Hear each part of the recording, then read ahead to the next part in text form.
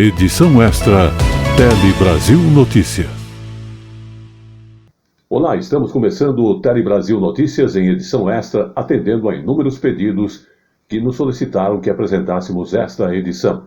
Então fica aqui o agradecimento à sua audiência e desde já desejando a você que tenha boas festas.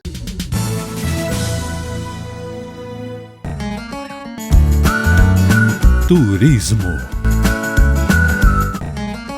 Vamos agora falar de turismo, viagens nesta época de férias escolar. Justamente se você vai usar aí seu automóvel, o quarto guia consumidor turista é destinado para você. Sim, você que vai aí viajar pelas estradas brasileiras. A cartilha do Ministério da Justiça de São Paulo e também do Ministério do Turismo traz muitas orientações importantes para melhorar a relação de consumo nesse setor. Vamos conhecer mais de perto essas orientações. Pegar a estrada e curtir as férias com a família e conhecer destinos turísticos pelo Brasil. Muita gente está aproveitando as ótimas condições das rodovias e optando por viajar de carro. É o caso da Sabrina. A gente viaja muito pelas rodovias federais, então a gente viaja visitando os parentes e também gosta muito de viajar de carro, né? É uma tradição familiar já. Mas, antes da viagem, uma revisão mecânica no veículo garante um passeio seguro. Essa é uma das dicas do Guia Consumidor Turista, viajando de carro. O material ajuda o usuário a entender as concessões de rodovias e os direitos do motorista. Reúne orientações para aprimorar as relações de consumo. Explica os tipos de serviços que são oferecidos de acordo com a necessidade, quando há algum problema durante a viagem, como socorro mecânico, atendimento médico, serviços de guinchos. A publicação esclarece ainda sobre a cobrança do pedágio. Informa que a tarifa cobrada é para que a empresa obtenha receita para a prestação dos serviços. E cita também os atrativos turísticos que podem ser conhecidos no percurso. Essa cartilha te mostra tudo o que você precisa para ter uma viagem com mais segurança. Vamos falar do setor de turismo que está em festa, porque tivemos aí já no início agora deste ano, uma média de mais de 1 milhão de turistas nesses 5 meses que estão movimentando a economia nacional. Já é a terceira vez que a argentina Rocio vem passar férias com a família no Brasil. Além do Rio de Janeiro, eles já visitaram Maceió, Fortaleza e Florianópolis. O que mais gosta por aqui é a combinação da paisagem com a alegria das pessoas. La combinación del paisaje y la alegría de la gente. A filha Candelária, de 11 anos, prefere as praias. Cuando está el sol me encanta porque es celeste, azulita, hermosa, la arena bien blanca, finita, preciosa. Mais de 1 milhão de turistas estrangeiros visitaram o Brasil nos 5 primeiros meses do ano. O número é o dobro do registrado em todo o ano passado. Foi a maior quantidade de visitantes internacionais no país desde 2020, no início da pandemia, quando 1.800.000 pessoas entraram por aqui com visto de turista.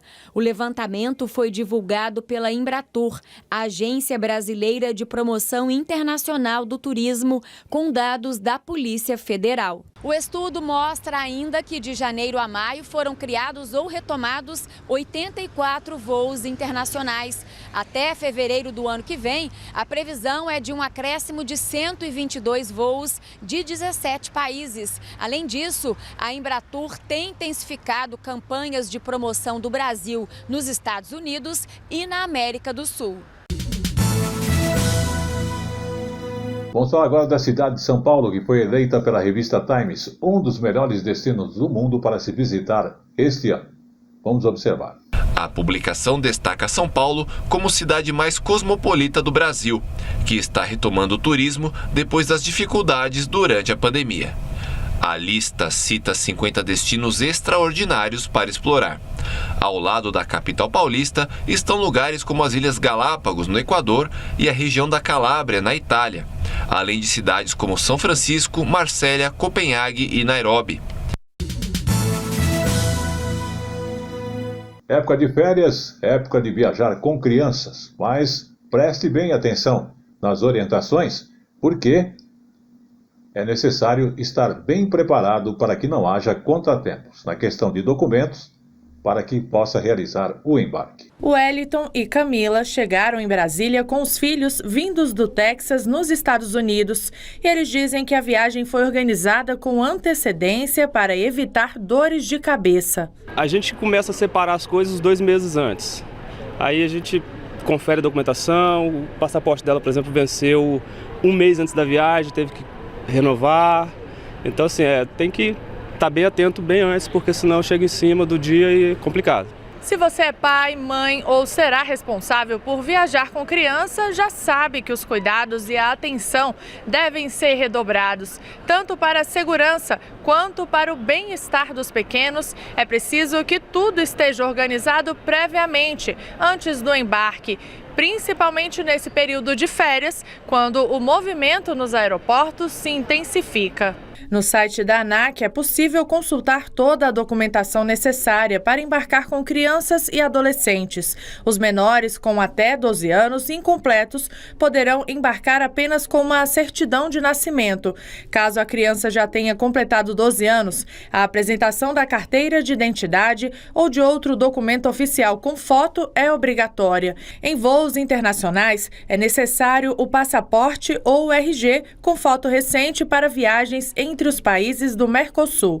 Além disso, é necessário conferir as exigências de vacinas e apresentar o certificado internacional de vacinação. E uma novidade: a partir de agora, passageiros menores de idade devem viajar ao lado de pelo menos um dos pais ou um responsável, mesmo quando não for feita a compra do assento marcado. A gente quer trazer que isso seja feito antes, né? Que isso, a reserva, quando haja aquisição da reserva, o adulto fique tranquilo que ele vai viajar junto do seu filho, né? O pai ou a mãe vai viajar acompanhado do seu filho na cadeira ao lado. Levanta a mão! Diariamente, o Brasil e o mundo contra o crime. No Polícia em Ação. Confira. A informação na medida certa que você gosta. Um telejornalismo dinâmico, nacional e regional. Jornal Tele Brasil Notícias. A informação na medida certa que você gosta.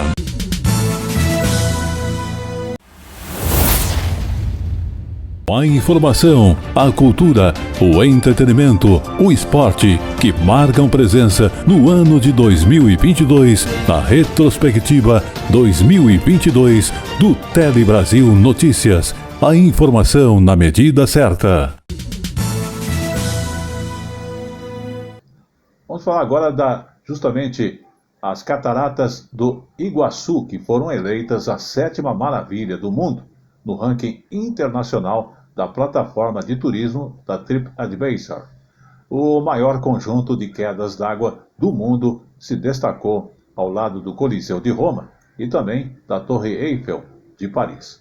Só neste primeiro semestre, por incrível que pareça, foram 500 mil turistas que visitaram esta atração. Vamos observar. Só neste primeiro semestre foram 500 mil turistas, gente que veio de 129 países e, claro, de todo o Brasil.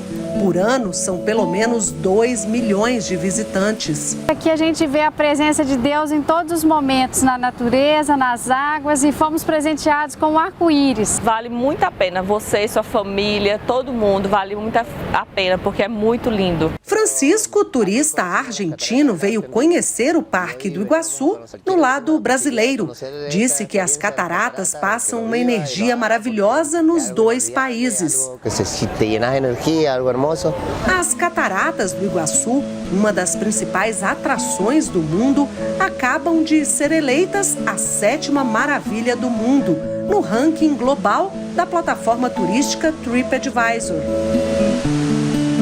De fato é uma maravilha do mundo e só vindo aqui para poder ter noção do que é, né? Porque você fica no imaginário pensando uma coisa, você chega aqui é um deslumbre completamente diferente. O maior conjunto de quedas d'água do planeta na fronteira do Brasil com a Argentina e o Paraguai está dentro do Parque Nacional do Iguaçu, uma unidade de conservação federal.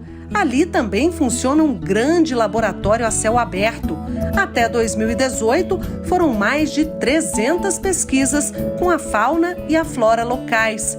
A biodiversidade é um atrativo à parte. A beleza natural facilita o desafio de transformar visitantes em aliados da preservação ambiental. Esquece um pouco da cidade e vive isso daqui, que realmente é o que faz sentido da vida.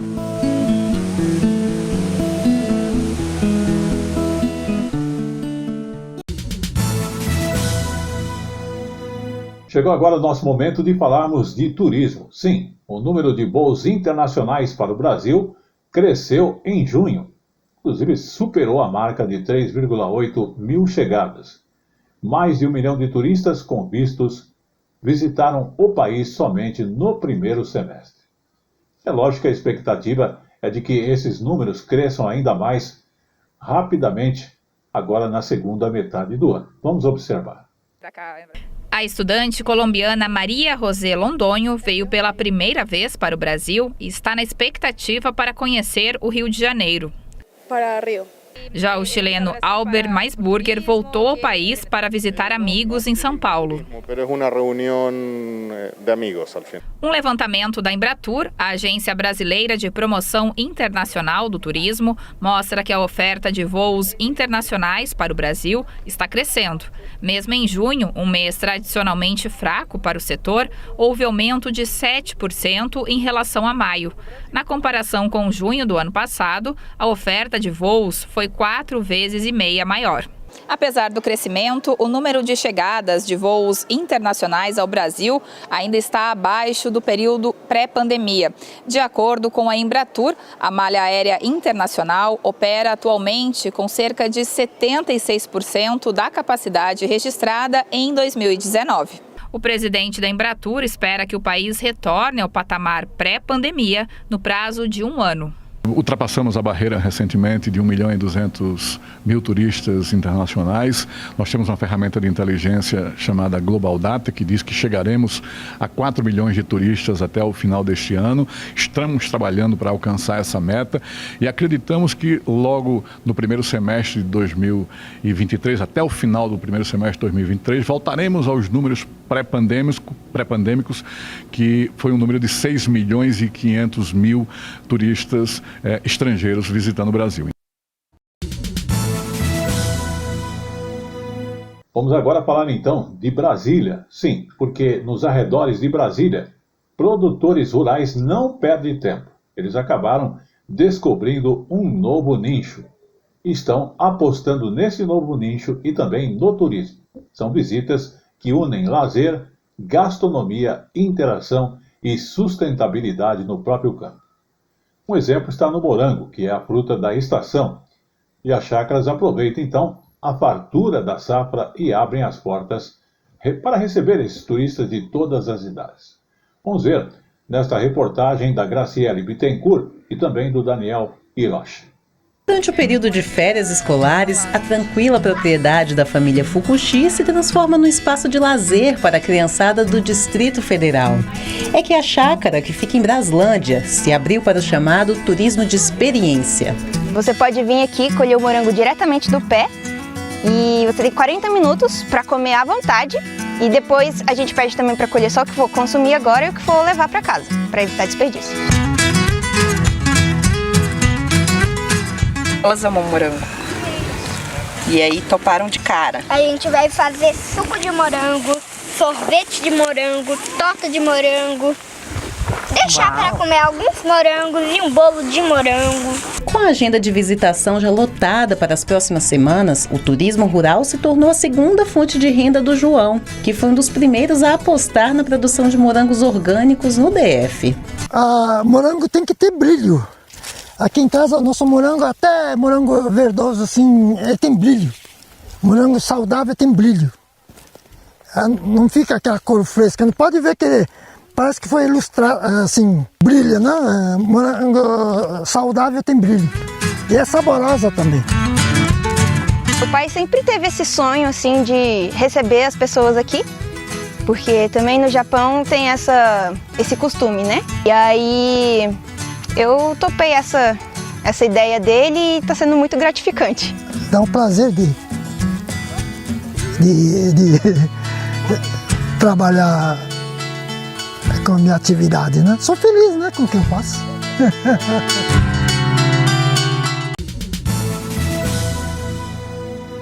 Eu quero convidar você para fazer um passeio por um dos mais tradicionais parques urbanos do país, que é o Parque da Aclimação aqui em São Paulo. Ele nasceu como um sítio privado ainda no século XIX. Hoje, se olharmos bem, ele representa a resistência do verde da Mata Atlântica em meio ao concreto da maior cidade do nosso país. Vamos observar. Dos parques mais charmosos de São Paulo. Um cenário propício para contemplar a natureza, relaxar e também se divertir. Eu sempre venho aqui, sempre faço exercício, corro, tudo. A gente está olhando aqui os cisnes comendo os peixes. É muito bonito. O Parque da Aclimação fica na região central de São Paulo. São 112 mil metros quadrados que reúnem espaços para caminhadas e passeios de bicicleta, concha acústica, quadra de esportes, parquinho para crianças e muitas áreas verdes. Foram catalogadas 111 espécies animais. Aos finais de semana, cerca de 30 mil pessoas visitam o parque. É um parque bastante interativo, um parque urbano, um parque que traz muita gente morador e de fora. Uma região bem estruturada, né? Então tem muita gente boa no parque aí. Ivani está a passeio na cidade e para ela o parque é parada obrigatória. Todos os dias, 8 horas da manhã eu estou aqui, não tem horário para sair. Sério? E o que a senhora faz aqui? Anda, corre? Ando, já fiz ginástica aqui, já fiz ali, faço pedalinho, faço o que posso aqui. Quando canso, descanso, aí começo a dar massagem nas pernas aqui, ó, conforme eu estou fazendo. E assim eu curto meus dias aqui em São Paulo. A origem do parque está em um jardim do final do século XIX, criado por Carlos José Botelho, um médico de Piracicaba que adquiriu as terras. Ele queria reproduzir aqui o Jardim da Aclimatation de Paris, cidade onde estudou. E o resultado na época ficou bem parecido. Tinha até um zoológico com animais exóticos. Elefantes e camelos chegaram a viver aqui. Toda essa área, no final dos anos de 1930, foi adquirida pela prefeitura, que criou o Parque Municipal da Aclimação. E ao redor, o bairro que levou o nome do parque também foi se desenvolvendo a partir desse período. Nos anos de 1980, o Parque da Aclimação foi tombado pelo CONDEFAT, o Conselho de Defesa do Patrimônio Histórico, Artístico e Arquitetônico, que desde então continua sendo uma área preservada dentro da cidade de São Paulo. E a primeira vez que eu vim no meu apartamento, que aqui em frente, que eu abri a janela, eu falei, aqui que eu vou ficar o resto da minha vida. Isso já fazem 27 anos praticamente, né? E é um privilégio morar aqui, né? Em São Paulo, ter um lugar desse, nossa.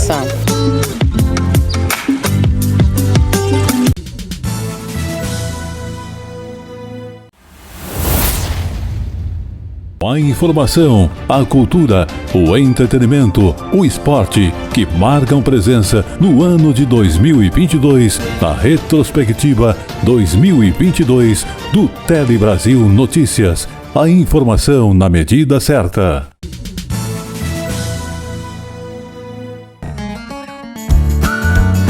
Turismo. Vamos falar agora de São Paulo e dos mercados municipais. Todos nós vamos aos mercados municipais, né?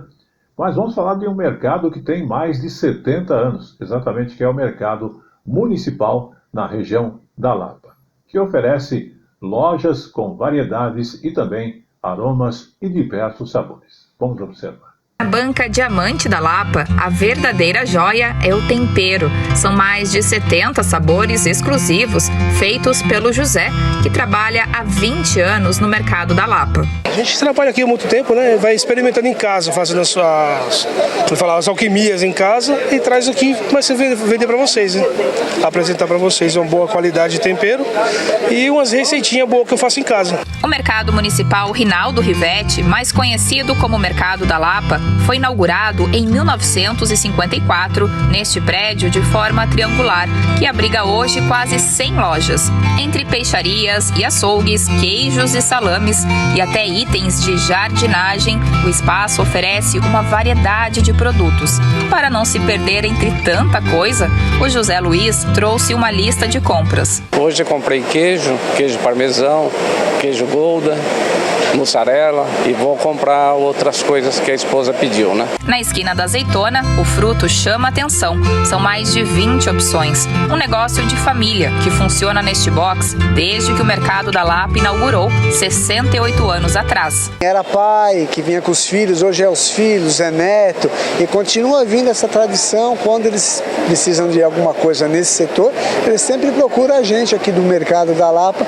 E no meio de tantas cores e sabores, tem um cheirinho que se destaca, o do café moído na hora. Há quase 30 anos, a Lúcia montou essa banca e trouxe uma máquina de café expresso. Na época, uma novidade aqui no Mercado da Lapa.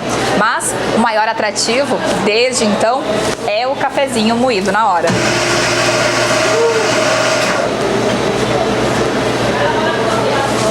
Uma delícia, muito bom. Os primeiros clientes do mercado foram os imigrantes europeus que encontravam no local os produtos de suas terras.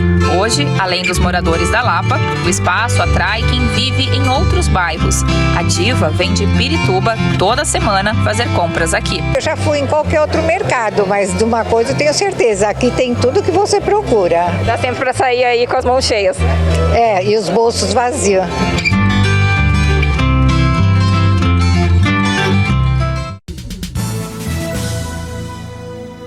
Vamos falar de parques. A semana passada falamos do Parque da Aclimação. E a semana vamos falar do Horto e também do Parque da Serra da Cantareira. Um local bonito, tradicional. Mas vamos conhecer mais de perto na reportagem as informações que mostram ali, inclusive com mais detalhes, o que você pode com a sua família aproveitar nesses parques. O Horto Florestal, na zona norte da capital, é um refúgio na natureza para visitantes e para quem vive pertinho do parque. Todos os dias estou vindo fazer essa caminhada, né, aproveitar esse momento de mais tranquilidade, assim, para contemplar, para apreciar, meditar. Importante. O parque tem um tamanho de 32 campos de futebol, com áreas para esporte e várias opções de lazer. São 3 lagos, cercados de muitas espécies nativas da Mata Atlântica, como a palmeira jussara. Tem também plantas exóticas, como o pinheiro do brejo, importado da Flórida, e até exemplares de pau-brasil. Aqui no Horto a gente tem uma grande biodiversidade, né? Tanto de fauna como de flora. Aqui na fauna nós podemos sempre observar os gansos e os patos, nós temos os 2. Há também outros animais como sagui, macaco prego, porque como ele está muito próximo do Parque Estadual Cantareira, então há sempre essa transição de animais. Uma das principais atrações do Horto é o Museu Florestal Otávio Vecchi, que fica neste casarão do século passado. O piso, original de 1930, é feito com vários tipos de árvores brasileiras. É possível ver também esta xiloteca, um arquivo de madeiras de várias espécies. No parque também fica este casarão colonial, que já foi sede do Serviço Florestal e casa de verão de muitos governadores do estado. Na década de 40, Adhemar de Barros, então governador, visita, né? E acha tão bonito o casarão que desaloja o diretor e passa a ser um palácio de verão do governo. Por aqui começam algumas das trilhas do Parque da Serra da Cantareira. A principal delas é a da Pedra Grande. E de volta são mais de 6 quilômetros. Alguns trechos bem íngremes, mas cheios de recompensas, como este lago natural e, claro, a Pedra Grande. E aqui é o ponto mais alto de visitação da Serra da Cantareira. São 1.010 metros de altura. E daqui, olha só, é possível ver bem a cidade de São Paulo. Tô gostando bastante daqui, primeira vez que eu venho. Eu ia só no Horto, daí eu vi que é do lado, aí eu decidi subir pra cá. É cansativo, mas a subida compensa. Muito bem, que o Rio de Janeiro é bonito, todos nós sabemos. Mas vamos falar agora das visitas ao Rio de Janeiro. Justamente por um detalhe bastante importante, que a cidade acabou de ser escolhida como o melhor destino do mundo para se ver o pôr do sol. Vamos observar. Acaba de ser escolhida como o melhor destino do mundo para ver o pôr do sol. Além do Rio, 3 cidades brasileiras foram citadas na pesquisa do Booking, uma plataforma online de reservas de viagens, por mais de 48 mil viajantes internacionais. Jericoacoara, no Ceará, aparece em 4º lugar, Búzios, também no estado do Rio, ficou na 6ª posição e Salvador, na 8ª. Vamos agora falar dos parques estaduais, porque 2 parques estaduais da Serra Gaúcha vão receber investimentos privados pelos próximos 30 anos. O leilão, que inclusive teve o apoio do BNDES. Vamos observar quais são esses parques. Os parques do Caracol e do Tainhas, na Serra Gaúcha, vão ficar por 30 anos sob gestão da iniciativa privada. O consórcio Novo Caracol ganhou a licitação com a oferta de R$ 150 milhões e 5 centavos. Pelo contrato, o grupo vencedor terá que investir nos 6 primeiros anos cerca de R$ 47 milhões em obras de modernização e ampliação. Mostrar que é possível, sim, a iniciativa privada fazer um projeto que gere renda, gere riqueza e gere inclusão social. O Parque Estadual do Caracol, no município de Canela, abriga rios, quedas, cascatas e muita trilha. É a natureza convidando para o turismo de aventura. Para atrair mais visitantes, cabe aos novos gestores oferecer melhores serviços e um bom atendimento. Matas com araucárias, belas paisagens e uma variada fauna e flora. O Parque do Tainhas, próximo a Gramado, vai oferecer atividades aquáticas e de hospedagem. Nós temos uma solução em escala para a questão ambiental brasileira, através de concessões de floresta, e tem uma solução do ponto de vista de educação e desenvolvimento do entorno, que são os parques. Essa é, muito resumidamente, a estratégia que está por trás da formação da nossa carteira de ativos ambientais. De um parque bastante interessante aqui em São Paulo, que é o Parque do Tietê, que oferece opções de lazer e cumpre também um papel importante no meio ambiente que é necessário. Vamos observar. O Parque Ecológico do Tietê é um dos maiores da Grande São Paulo. Conecta bairros da Penha e de São Miguel Paulista, na Zona Leste, até Guarulhos. São 14 milhões de metros quadrados, cheio de opções de atividades. É um parque que oferece diversos serviços, né? Na área cultural, de esporte, ambiental também. Temos aqui o Museu do Rio Tietê, Salão de Curiosidades, campos de futebol, temos o Centro de Educação Ambiental. E com tanta coisa para fazer, o jeito é aproveitar. Para mim é demais, eu considero meu quintal, porque saio dali, estou aqui rapidinho, 5 quilômetros de pedalada, daí tem as trilhas que são muito boas. Uma das principais opções de lazer é o pedalinho. Todo mundo fica bastante curioso para passear nesse cisne gigante. E é uma oportunidade para conhecer o lago de perto e admirar a natureza. Além de toda a diversão, o parque tem grande importância ambiental. É uma reserva da Mata Atlântica e foi inaugurado em 1982, no contexto de combate a inundações. O parque fica na área de várzea do Rio Tietê e ajuda no escoamento da água para diminuir as enchentes na marginal. Ela, em sua primeira função, é uma várzea, a preservação de área natural dentro de um projeto, né, para fazer essa preservação da área. E a gente conta também com a área de preservação de Mata Atlântica e da fauna presente aqui no parque, principalmente que as pessoas mais vêm para ver são as capivaras, macaco prego, coati, são os que mais estão presentes aqui na nossa fauna.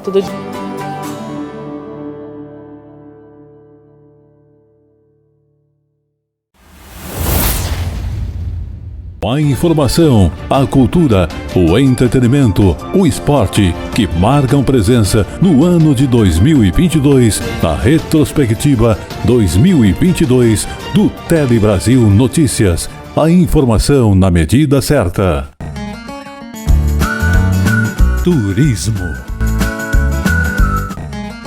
Chegou o momento de falarmos de turismo, que no Brasil o turismo cresce a cada momento e cresceu 34% no primeiro semestre deste ano, comparando-se ao período do ano passado. Vamos ver com mais detalhes. Matar saudade da praia do Iguape e das belezas de Fortaleza. Paisagens que não saem da cabeça e criam expectativa em Letícia, que vai ficar 5 dias na capital cearense. É uma viagem bem rápida, mas é uma viagem que a gente tenta aproveitar um pouco de tudo, né? Aproveitando um pouco da praia também, né? Que aqui a gente não tem. Assim como a Letícia, muitos brasileiros decidiram tirar a mala do armário para curtir um merecido descanso. Decisão que aqueceu o setor turístico. No primeiro semestre deste ano, o faturamento do turismo do país chegou a 94 bilhões de reais, quase 34% a mais do que no mesmo período do ano passado. Apenas em junho, o turismo brasileiro cresceu 32% e arrecadou 16 bilhões e 400 milhões de reais. O maior crescimento foi o do setor de transporte aéreo, que teve faturamento de 5 bilhões e 100 milhões de reais. O valor é quase o dobro de junho de 2021. O transporte rodoviário cresceu 15,5%. Já no transporte por água, a alta foi de 11,6%. Também foi registrado aumento no setor de alojamento e alimentação, com arrecadação de 4 bilhões e 600 milhões de reais em junho, um crescimento de mais de 25% quando comparado ao mesmo mês de 2021. No Ceará, a lotação de hotéis em janeiro e julho deste ano, a alta temporada, foi igual à de 2019, antes da pandemia. E a expectativa é que no segundo semestre o estado receba ainda mais turistas. Começamos a ter novamente os congressos, as feiras, seminários, reuniões de empresas que também estão represadas, acumuladas ao longo desses 2 últimos anos. Nosso Brasil é muito rico em turismo, né? Então a gente tem que prestigiar o nosso país. E a gente fala, antes de encerrarmos, inclusive da rua 13 de Maio, que é uma rua bastante tradicional, no bairro da Bela Vista, em São Paulo. Lá você encontra aquelas cantinas italianas, a festa da Carupita e também a presença do bairro do Bexiga aqui em São Paulo, que guarda muitas tradições do povo negro e muitas histórias também italianas. Vamos observar.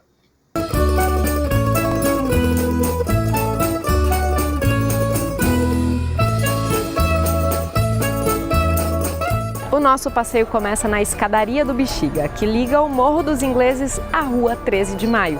A rua leva o nome do dia da assinatura da Lei Áurea em 1888, criticada pelo movimento negro quanto à pretensão de extinguir a escravidão no Brasil.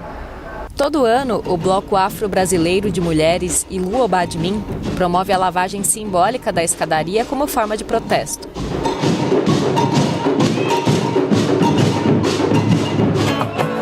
Todo carnaval, os blocos de rua tomam o bairro. E as cantinas italianas ficam abertas o ano inteiro. Uma das mais tradicionais, a Cantina da Concheta, foi criada por Walter Taverna, que costumava bater tampas de panela pelo restaurante. Fundador do Bloco dos Esfarrapados, criador do Bolo do Bexiga, que comemora o aniversário de São Paulo, e articulador social, ele morreu faz 3 meses.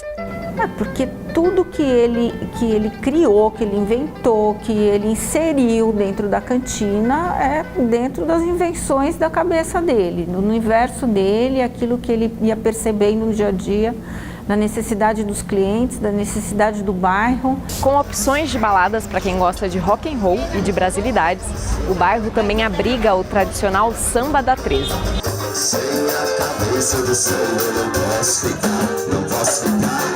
Desde 1974, Namur recebe músicos para honrar a história musical do bairro. Milhares de pessoas compareceram ao retorno da roda depois da pandemia. Com reclamações de moradores e proibido pela prefeitura, o samba saiu da 13 e foi para as imediações. começamos tocando com uma mesinha, pro filho, pra filha, né? O irmão e muitos amigos falavam, meu, já era, isso aí não dá mais certo, você está muito saudosista, deixa quieto. Nós vamos insistir. E graças a Deus a gente chegou a pôr 7.000 pessoas na rua.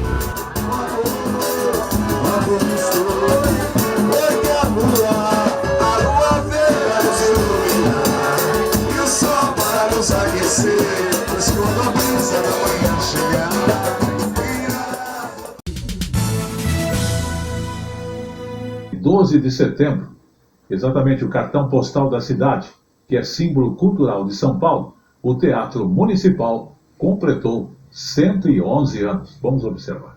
Símbolo da manifestação artística paulista, o Teatro Municipal de São Paulo foi inaugurado em 1911. É um projeto do arquiteto Ramos de Azevedo. Imponente ao estilo renascentista, com traços da arquitetura barroca e Art Nouveau, a obra transformou a cultura brasileira. Essa história é contada na série Teatro Municipal Memória Viva de São Paulo. 1910, 11, a cidade vai viver uma verdadeira revolução. Essa vontade, inclusive, de se ter uma casa de ópera na cidade, adveio dessa economia cafieira, do progresso. O Teatro Municipal é um teatro de ópera. É um teatro que permite a montagem do espetáculo mais complexo que existe. Por essa casa de espetáculos passaram por mais de um século milhares de artistas clássicos e contemporâneos, nacionais e internacionais. Peças, shows, orquestras, poesias e incontáveis manifestações de aplausos. Também foi palco da Semana de Arte Moderna, símbolo do modernismo no Brasil. Passou por 3 grandes reformas e em 2012 ganhou mais um espaço, a Praça das Artes. Em 111 anos, o Teatro Municipal de São Paulo preserva a história e ainda é uma das maiores casas de ópera do Brasil.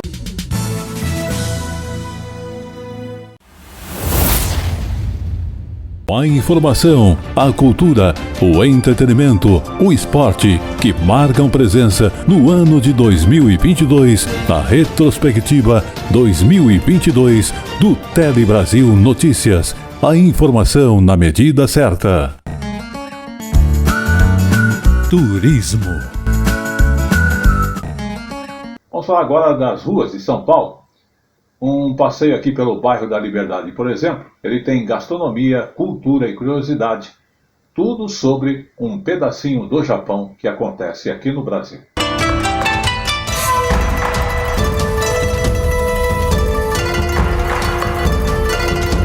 Hoje você me acompanha por uma rua pequena, mas muito interessante. A Tomás Gonzaga, no bairro da Liberdade, que reúne a maior comunidade japonesa de São Paulo. São pequenos bares, karaokês e restaurantes. A gente encontra o tradicional prato japonês feito de macarrão, carne de porco e legumes aqui no Lamen Caso. No restaurante aqui nós trabalhamos com 3 sabores de sopa, que seria o sabor de miso, de shoyu ou shio, né? E fora o macarrão e o caldo, vem os complementos como o chashu, que é a carne, né? A carne suína, e outros ingredientes como a cebolinha, o broto de feijão, o broto de bambu, né? E o ovo. Itadakimasu. Na altura da Avenida da Liberdade, o lugar onde funcionava uma fábrica de explosivos se tornou espaço de descanso, o Largo da Pólvora.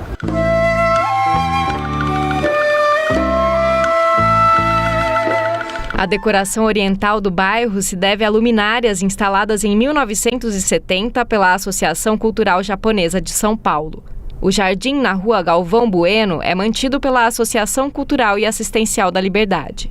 Tem um bambuzal e um tanque de carpas em cima da movimentada Avenida 23 de Maio.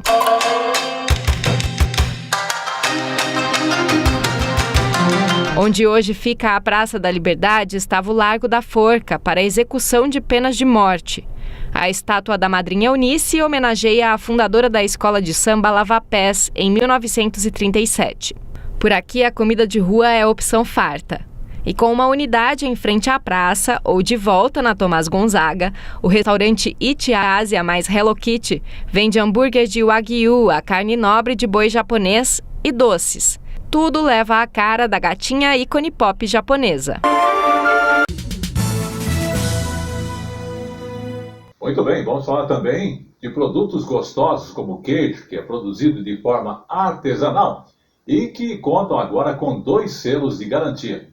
A medida deve aumentar inclusive a formalização dos produtos, além de agregar o valor à mercadoria e assegurar a qualidade ao consumidor final. Então vamos comprovar. Em São Roque de Minas, no oeste do estado, um tesouro, a nascente do rio São Francisco, que nasce na região e leva água e vida por outros 4 estados antes de desembocar no mar. Mas não é só esse presente da natureza que marca a região. As condições do pasto, da altitude e do clima, aliados à dedicação dos produtores, resultou nesta delícia, o queijo canastra. O canastra é muito conhecido pelos brasileiros. Ele tem essa casca mais amarelada e mais grossa, mas é mais macio por dentro e muito saboroso. Tanto que conquistou o paladar dos consumidores em outros países e ficou em primeiro lugar numa avaliação feita por uma plataforma mundial de viajantes de todo o mundo que indicam as melhores comidas típicas. Neste ano, o Ministério da Agricultura, Pecuária e Abastecimento regulamentou o selo Arte e o selo Queijo Artesanal. A regulamentação beneficia os produtores pelo reconhecimento dessa característica de artesanalidade do seu produto e também beneficia os consumidores pela possibilidade de acesso a produtos de qualidade com essa diferenciação. O Hugo é produtor do queijo Roça da Cidade, uma marca com mais de 20 anos de tradição. O canastra, produzido pela família do Hugo há 5 gerações, já possui o selo Arte do Ministério da Agricultura, Pecuária e Abastecimento, uma certificação que estimula o trabalho formal dos produtores no país e torna o queijo canastra ainda mais conhecido. Garante a qualidade desse processo de produção, desde a inocuidade do nosso rebanho, através da parte de sanidade dos animais, até o processo final de expedição desses queijos.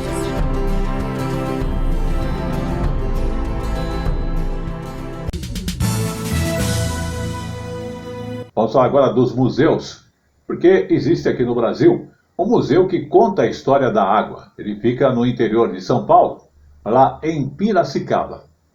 E é a segunda cidade do país a ter esta água tratada. O museu passou por grandes reformas e está recebendo cerca de 10 mil pessoas nos finais de semana. Mas vamos observar as informações na reportagem da TV Claré. O Museu da Água de Piracicaba está de portas abertas novamente. O local está pronto para, mais uma vez, receber o público da cidade e região.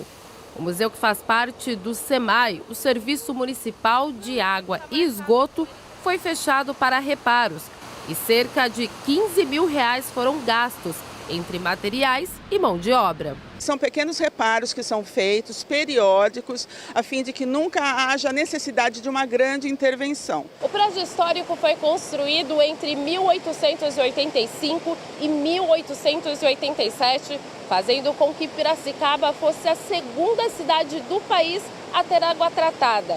Por aqui eram captados 250 litros de água por dia, sendo distribuídos às primeiras casas do município. Agora, o local abriga um museu dedicado exclusivamente a este bem tão precioso. O local ainda conta com as bombas originais da época de sua inauguração, vindas da Alemanha. Ambas funcionaram até 1940, quando foram substituídas por novos equipamentos. Além disso, o espaço do aquário traz um pouco da história do Rio Piracicaba. Os aquários que nós temos aqui são de peixes só da bacia do Rio de Piracicaba, então também são muito bem cuidados, né? A gente tem uma atenção especial para isso. Mas vamos falar agora da meta que o Brasil ampliou em mais de 40% o número de praias e marinas certificadas com a bandeira azul. Isto é a maior premiação global dedicada à gestão ambiental desses atrativos turísticos. Então vamos conhecer. Ao longo do litoral brasileiro, diversas praias unem beleza com preservação ambiental, uma combinação que recebeu reconhecimento internacional, 40 praias e marinas do país ganharam a condecoração de Bandeira Azul, que é a maior premiação global dedicada à preservação de áreas litorâneas. É sinal que tem alguém fiscalizando, tem alguém sinalizando que está apta ou não a usar, a estar tomando banho e usufruindo das nossas praias com qualidade. E eu acho que não só para a gente, como turistas, como para o meio ambiente geral, para os animais, para as espécies marinhas, eu acho que essa bandeira é um reconhecimento internacional de que o Brasil, né, tem trabalhado para melhorar a questão da poluição, a questão da preservação ambiental. Acho excelente. Quanto mais praias certificadas, melhor para o Brasil. A certificação de Bandeira Azul é concedida por um júri internacional que analisa diversos critérios, como gestão ambiental, qualidade da água, turismo sustentável e responsabilidade social. Essa análise é feita a cada ano para verificar como praias e marinas em todo o mundo estão sendo conservadas. Esse ano, o Brasil ampliou em 42% o número de praias e marinas certificadas com a Bandeira Azul. 9 novas praias e 5 marinas passaram a fazer parte da lista e outras 20 praias e 6 marinas tiveram as condecorações renovadas. Agora, no total, 29 praias e 11 marinas brasileiras são consideradas Bandeira Azul. Entre elas estão as praias do Forno e de Itaúna, no estado do Rio, a de Cumbuco, no Ceará, a do Patacho, em Alagoas, e as de Barra Velha e de Pissarras, em Santa Catarina. No ranking nacional, o estado catarinense aparece em primeiro lugar, com 17 praias e marinas certificadas. Em seguida, vem o Rio de Janeiro e a Bahia, com 3 condecorações para cada estado. A informação, a cultura, o entretenimento, o esporte que marcam presença no ano de 2022 na retrospectiva 2022 do Tele Brasil Notícias. A informação na medida certa. Porque Minas Gerais foi o segundo estado mais procurado pelos turistas o ano passado. Os dados são do IBGE e do Ministério do Turismo. Desde maio de 2021 até agosto deste ano, o setor foi responsável pela geração de nada menos que 100 mil empregos entre os mineiros.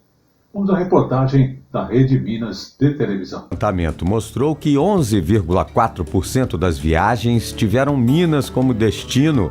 O estado ficou na frente da Bahia e do Rio de Janeiro e apenas atrás de São Paulo, com 21% das viagens. Entre os destinos mais procurados estão Ouro Preto e seus distritos, como Lavras Novas e São Bartolomeu, o distrito de Monte Verde, em Camanducaia, no sul de Minas, e a região da Serra do Cipó. Para atrair gente de todo o país, Minas conta com atrativos como a farta culinária, muita história e cultura, belas paisagens e um jeitinho acolhedor de receber quem vem de fora. A gente tem aí as montanhas mineiras muito bonitas, mas a gente começou a sair de trás delas e começamos a falar cada vez mais e levar a nossa mineiridade, o nosso acolhimento, a nossa cozinha mineira, a nossa natureza, as nossas águas, a nossa cultura. Então, com certeza, a gente tem dentro desse programa ações de promoção e marketing tão fundamentais para todo mundo conhecer a nossa história, a nossa cultura. Outro dado do IBGE revela que, em agosto de 2022, Minas teve um crescimento na atividade turística de 40,8%, bem acima da média nacional, que foi de 22,8%. Números favoráveis que também se refletiram diretamente na geração de emprego e renda. Segundo dados do CAGED, Minas criou, desde o ano passado até agosto de 2022, aproximadamente 100 mil novos empregos no setor de turismo. Eu acredito que a gente agora, cada vez mais, sabendo da importância desse coletivo, dessa construção conjunta e sabendo da importância do turismo no desenvolvimento social, territorial e econômico, a gente construir juntos aí cada vez políticas públicas mais fortes e a gente quer crescer cada vez mais.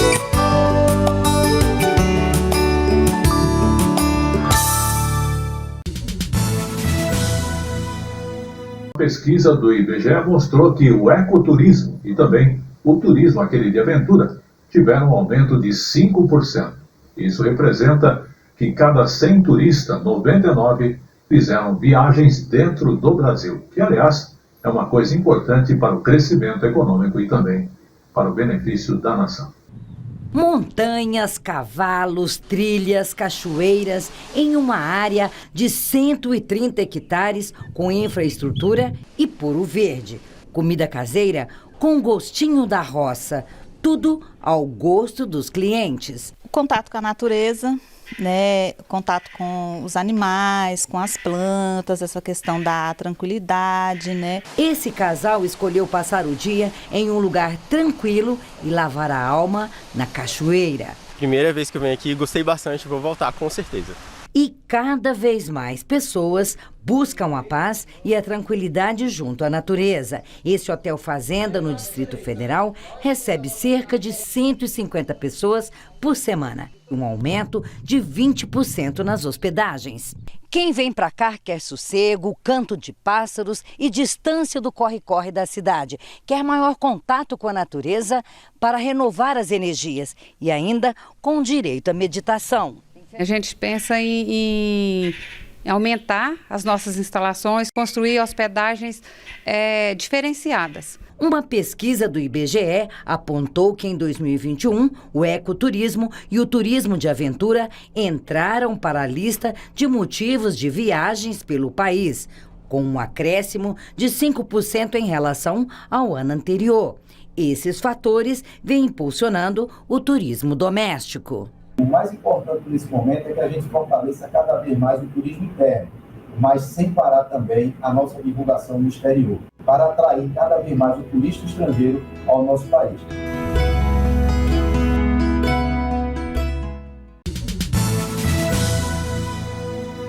Antes temos ainda um vídeo falando do Palácio do Itamaraty, que fica lá no Rio de Janeiro, que vai passar então por uma revitalização em uma de suas estruturas, que é a ala das cavalariças.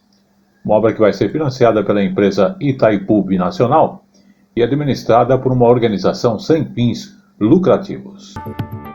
Local onde as antigas carruagens eram abrigadas, a ala de cavalariças do Palácio Itamaraty, no Rio de Janeiro, será revitalizada e servirá de exemplo para outras restaurações no centro histórico do estado. As obras serão financiadas pela Itaipu Binacional e administradas pelo Instituto Pedra. O acervo do museu também passará por mudanças, mas essas digitais. Todas as fotos e documentos serão disponibilizados em repositórios na internet.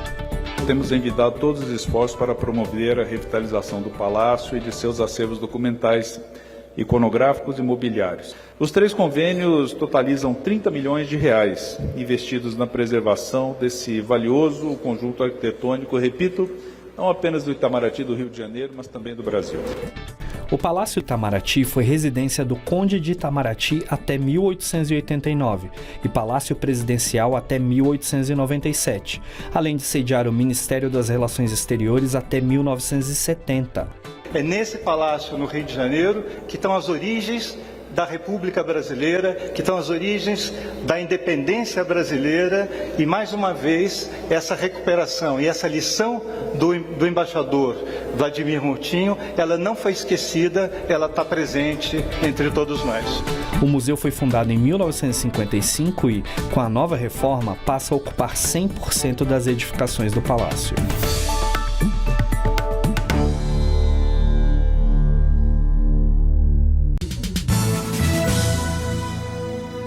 Eu quero agradecer as palavras nos enviadas através do WhatsApp por irmãos e amigos. Daqui a pouquinho eu vou falar quais são essas palavras, mas quero agradecer ao Gilberto Lima, ao Aloísio Jatobá, Luiz Jatobá, também ao Sabério Zaccanini, também ao Dario Costenaro Pai e outros profissionais como João Batista de Lima César e outros diretores que nos ajudaram a chegar aí há quase 60 anos na área de comunicação, trabalhando sempre com o nosso dom, com as nossas possibilidades de informação, tanto no jornalismo, como no rádio, na TV, como hoje também atuamos através da Super Rádio aos sábados, das 4 às 7 da noite, no Sábado Milionário. E vamos então às palavras enviadas pelo WhatsApp, que nos deixaram bastante comovido e contente. Há pessoas na vida como você que nos dão força, que precisamos para enfrentar a situação do dia a dia na vida. Eu olho para você, meu irmão, e tenho orgulho de você. Depois de tantas batalhas enfrentadas, algumas perdidas e outras vencidas, acho um vencedor completo. Está aí de pé e com muita fé. Ninguém derruba, porque Deus é quem o sustenta. Amigo guerreiro, feliz Dia dos Irmãos.